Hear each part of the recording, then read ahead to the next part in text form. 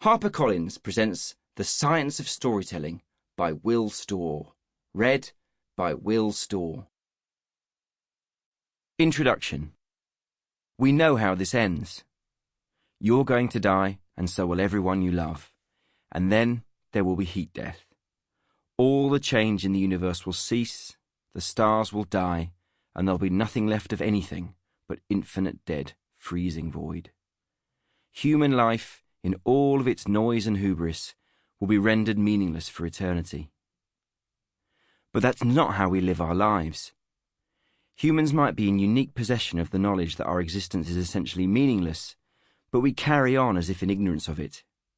We beetle away happily into our minutes, hours and days with the fact of the void hovering over us. To look directly into it and respond with an entirely rational descent into despair is to be diagnosed with a mental health condition, categorized as somehow faulty. The cure for this horror is story.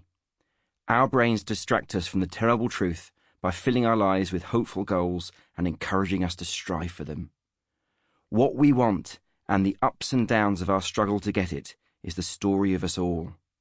It gives our existence the illusion of meaning and turns our gaze from the dread. There's simply no way to understand the human world without stories. They fill our newspapers, our law courts, our sporting arenas, our government debating chambers, our school playgrounds, our computer games, the lyrics to our songs, our private thoughts and public conversations, and our waking and sleeping dreams. Stories are everywhere. Stories are us. It's story that makes us human. Recent research suggests that language evolved principally to swap social information back when we were living in Stone Age tribes. In other words, we'd gossip. We'd tell tales about the moral rights and wrongs of other people, punish the bad behaviour, reward the good, and thereby keep everyone cooperating and the tribe in check. Stories about people being heroic or villainous and the emotions of joy and outrage they triggered were crucial to human survival. We're wired to enjoy them. Some researchers believe grandparents came to perform a vital role in such tribes. Elders tell different kinds of stories about ancestor heroes, exciting quests and spirits and magic that help children to navigate their physical, spiritual and moral worlds. It's from these stories that complex human culture emerged. When we started farming and rearing livestock, our tribe settled down and slowly merged into states. These grandparental campfire tales morphed into great religions that had the power to hold large numbers of humans together. And still today, modern nations are principally defined by the stories we tell about our collective selves. Our victories and defeats, our heroes and foes, our distinctive values and ways of being, all of which are encoded in the tales we tell and enjoy. We experience our day-to-day lives in story mode. The brain creates a world for us to live in and populates it with allies and villains.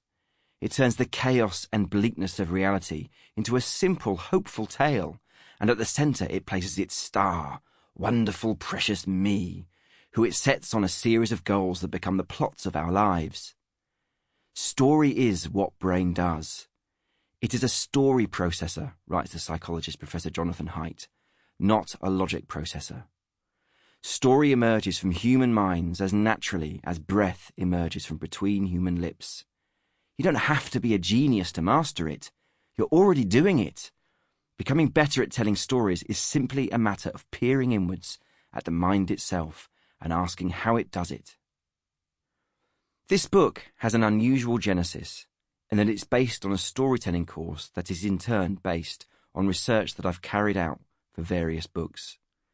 My interest in the science of storytelling began about a decade ago when I was working on my second book, The Heretics, which was an investigation into the psychology of belief. I wanted to find out how intelligent people end up believing crazy things. The answer I found was that, if we're psychologically healthy, our brain makes us feel as if we're the moral heroes at the centre of the unfolding plots of our lives. Any facts it comes across tend to be subordinate to that story. If these facts flatter our heroic sense of ourselves, we're likely to credulously accept them, no matter how smart we think we are. If they don't, Our minds will tend to find some crafty... Sample complete. Ready to continue?